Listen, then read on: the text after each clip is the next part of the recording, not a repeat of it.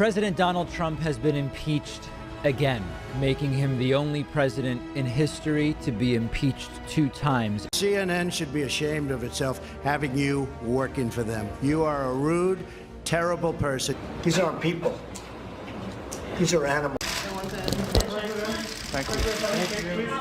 Sachin Tendulkar to Virat Kohli. Trump tweeting, "The New York Times, they are a true enemy of the people." I think we have enough of an interview here, Hope. Okay, that's enough. Let's go. Brandishing a Bible upside down. अस्सलाम वालेकुम दोस्तों, मेरा नाम है हसीब शफकत और आप देख रहे हैं हसी टीवी। रसूलुल्लाह सल्लल्लाहु अलैहि वसल्लम की एक मशहूर हदीस पाक का मफ़हूम है जिसको हज़रत उमर फ़ारूक रज़ियल्लाहु तआला अन्हु ने भी रिवायत किया है। आप सल्लल्लाहु अलैहि वसल्लम ने फरमाया कि यकीनन अल्लाह ताला इस किताब यानी कुरान के ज़रिए बहुत सी कौमों को अरूज और इज़्ज़त अता फरमाएगा और इसी के ज़रिए दूसरों को ज़लील और बर्बाद भी कर देगा। इस हदीस पाक का मतलब ये था कि जब भी कोई कौम कुरान को सिर्फ बरकत के लिए अलमारी में सजाने की बजाय इसको पढ़ती है, समझती है और अपनी ज़िंदगियों के अंदर इसको नाफिज करती है तो वो दुनिया की इमाम बन जाती है। क्योंकि कुरान इंसान को इंसाफ के साथ खड़ा होने का हुक्म देता है, जालिम के सामने डट जाने का हुक्म देता है और इसके अलावा सच्चाई, ईमानदारी और ह्यूमन राइट्स यानी इंसानी हकूक़ सिखाता है। आज आप दुनिया की किसी भी तरक्की याफ्ता कौम को देख लें तो आपको इसके अंदर ये तमाम खूबियाँ कॉमन मिलेंगी। तारीख गवाह है कि अरब के वो बद्दू जो कि आपस में लड़ते मरते थे, जिनकी दुनिया के अंदर कोई हैसियत नहीं थी, जब इन्होंने कुरान को अपना लीडर, अपना उस्ताद बना लिया तो वही कौम कुछ ही सालों के अंदर दुनिया की सबसे ज़्यादा सिविलाइज्ड और ताकतवर तरीन कौम बन गई। वो कौम जिसकी हुकूमत 3 बड़े आज़मों पर थी। मगर हदीस पाक के दूसरे हिस्से के अंदर कुरान की वजह से तबाह होने का मतलब माज़अल्लाह ये नहीं था कि कुरान किसी का बुरा चाहता है या अल्लाह किसी का बुरा चाहता है, बल्कि इसका मतलब कुरान से मुंह मोड़ने के नतीजे हैं, मतलब दुनिया और इसके निज़ाम से गाफिल हो जाना। आप ज़रा गौर करेंगे तो देखेंगे कि आज दुनिया के अंदर मुसलमानों की इंटरनेशनल लेवल पर पिसपाई और ज़िल्लत की सबसे बड़ी वजह यही है कि हमने कुरान को सिर्फ तिलावत और सवाब की हद तक महदूद कर दिया है। हालांकि अल्लाह ने, जो कि इंसान का खालिक है, इसने कुरान के अंदर 1400 साल पहले इंसान की फितरत और इसकी नस नस को बयान किया, जो उस ज़माने के इंसान की भी एक जैसी थी, हज़रत आदम अलैहिस्सलाम के ज़माने में भी ऐसी थी और क़यामत तक के आने वाले आखिरी शख्स की भी बिल्कुल एक जैसी होगी। इंसान की फितरत कभी नहीं बदल सकती। कुरान पाक में अल्लाह ताला ने इंसान की नफ्सियात के तमाम पहलू बयान कर दिए हैं, मसलन इंसान का लालची होना, जल्दबाज होना, मुश्किल के अंदर नाशुक्रा बन जाना और इक़्तिदार पाकर सरकश या नाफरमान हो जाना। और ये भी बता दिया है कि कौन वो लोग हैं जो कि ताकत हासिल करके खुद को ज़मीनी खुदा समझने लगते हैं, अपनी चापलूसी पर कैसे खुश होते हैं। और आज के दौर में भी अगर आप कुरान करीम की सूरह कलम की इन आयात को गौर से पढ़ें जिनके अंदर इन बदकार और फसादी लोगों की निशानियां बताई गई हैं, तो यकीन करें आपको ऐसा महसूस होगा जैसे ये आयात आज ही इस अमरीकी सदर के बारे में ख़ास तौर पर नाजिल हुई हैं, क्योंकि इन आयात के अंदर डोनाल्ड ट्रंप और इस जैसे इंसानों की 9 निशानियाँ बताई गई हैं। और क्या आप जानते हैं कि ये आयात किस सरकश इंसान के बारे में नाजिल हुई थी? ज़रा गेस करने की कोशिश करें। ما هو بالساحر لقد رأينا السحار وسحرهم فما هو بنفسهم ولا عقدهم। और ये वो शख्स था जिसने दिल में जान लिया था कि मोहम्मद रसूलुल्लाह सल्लल्लाहु अलैहि वसल्लम सच्चे रसूल हैं, लेकिन अपनी सरदारी और घमंड ने ना सिर्फ इसको इस्लाम कबूल करने से रोका बल्कि रसूलुल्लाह सल्लल्लाहु अलैहि वसल्लम का बदतरीन मुखालिफ भी बना दिया। इसलिए अल्लाह ताला ने बाकी अरब सरदारों को छोड़कर इसके बारे में इतनी सख्त आयात नाजिल की कि हम इसको क़यामत के दिन बदतरीन अजाब देंगे, क्योंकि ये हक को जानकर भी मुतकब्बिर रहा। मेरा माल ले लो। अब ज़रा सूरह कलम को आयत नंबर 9 से शुरू करें और इसकी आयत नंबर 14 तक इसको गौर से पढ़ें। अल्लाह फरमाता है कि ए मोहम्मद, आप किसी ऐसे शख्स की बात ना माने जो कि बहुत ज़्यादा कस्में खाने वाला हो, जलील हो, ताने देने वाला हो, चुगलियाँ करने वाला हो, नेकी और भलाई से रोकने वाला हो, हद से बढ़ने वाला हो, गुनाहगार हो यानी बदकार हो, बदमिजाज हो और इन तमाम ऐबों के बाद असल में बेनसब यानी बद असल हो, सिर्फ इस वजह से कि वो माल और बेटों वाला है। देखें, कुरान का पैगाम क्योंकि क़यामत तक के इंसानों के लिए और इसीलिए इसके अंदर बयान करदा खसूसियात और नफ्सियात, जिसको साइकोलॉजिकल ट्रेट्स कहते हैं, हर दौर के मगरूर, दुनिया परस्त और इखलाक से गिरे हुए ताकतवर इंसानों के ऊपर पूरी होती है। मतलब इन कुरानी आयात को पढ़कर ऐसा महसूस होता है जैसे कुरान करीम आज के दौर के अंदर ख़ास तौर पर नाम लेकर डोनाल्ड ट्रंप और इसके नाजायज़ रियासत के सदर यानी इस शैतान की बात कर रहा हो। सबसे पहली निशानी बहुत ज़्यादा कस्में खाने वाला यानी जलील इंसान।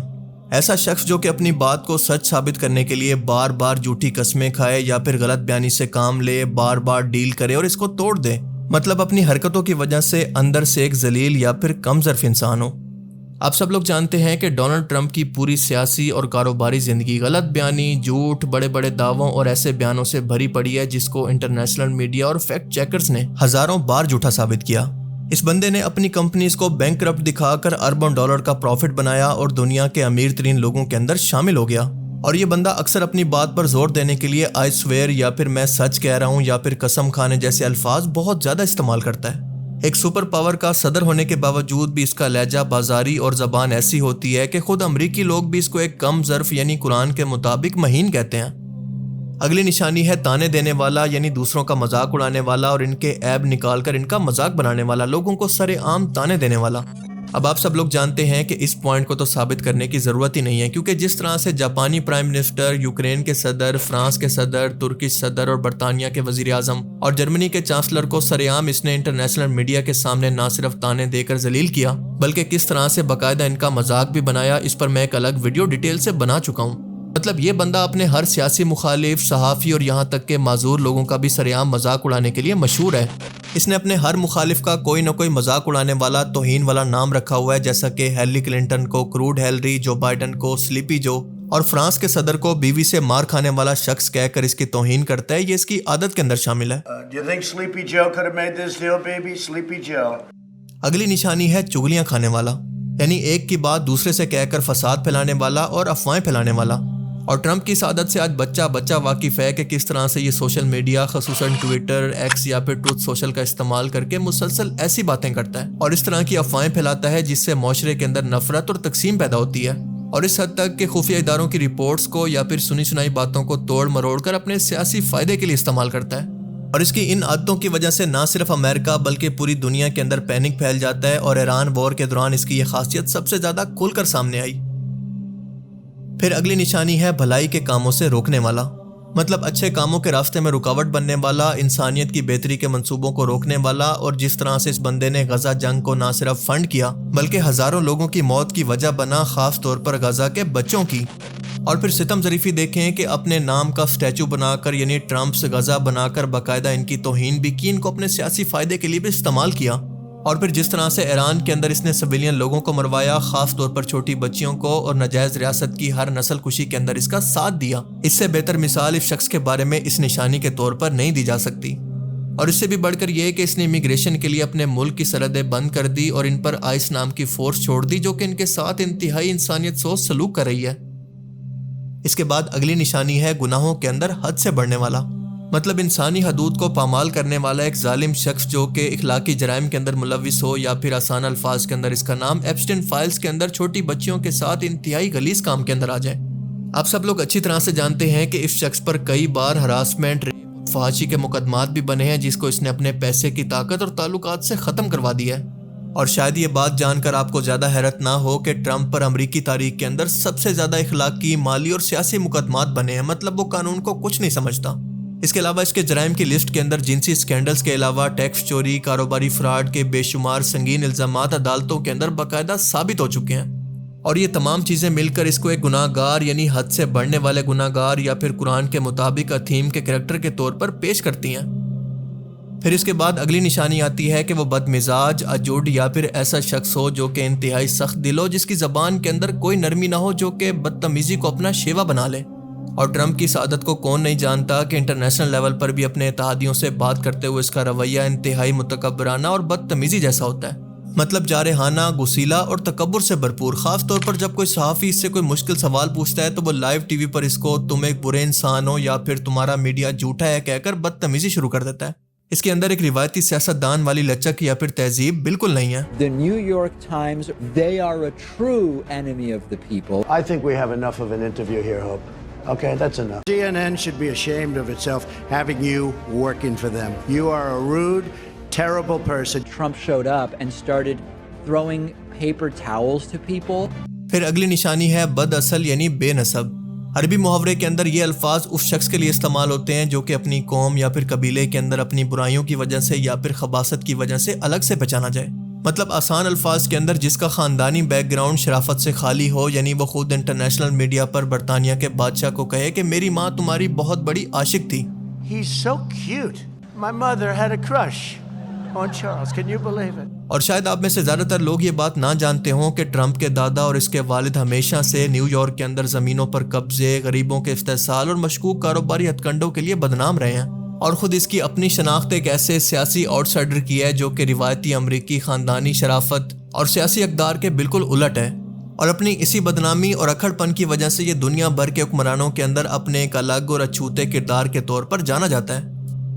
اگلی نشانی ہے کہ مال اور بیٹوں کی وجہ سے تکبر کرنے والا کہ یہ سب کچھ میرا اپنا بنایا ہوا ہے. یعنی اس شخص کے سارے تکبر اور بدتمیزی کی اصل وجہ یہ ہے کہ اس کے پاس دنیا کا مال و دولت ہے اور اس کے پشت پناہ یعنی سپورٹر اور بیٹے موجود ہیں.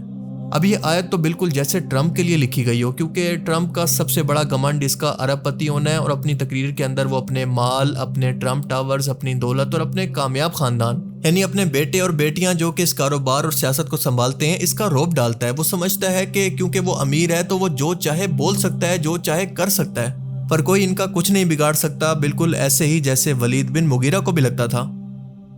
اور اس کے بعد اگلی اور آخری نشانی یہ ہے کہ دین کو اگلوں کے افسانے کہنے والا، مطلب اخلاقی اور آسمانی قوانین کا یعنی اللہ کے قوانین کا مذاق اڑانا اور اس کو پرانی باتیں کہنا.